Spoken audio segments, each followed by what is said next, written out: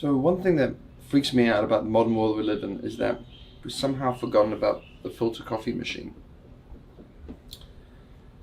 It is the most enjoyable way to drink coffee, in my opinion.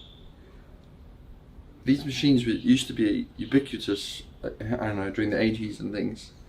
These are very, very hard to find in an electronics store nowadays. Just for those who don't know how it works, you have some paper filters that look like this. You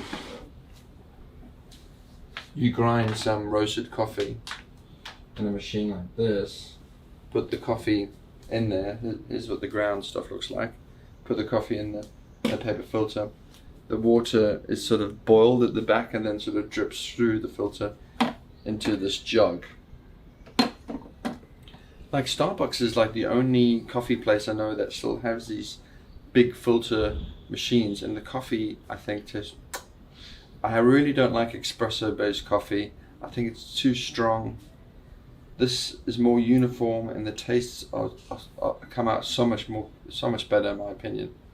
So I'm making this video to sort of raise the awareness of good old fashioned filter coffee. It's the best way to enjoy coffee in my opinion. So cheers to that.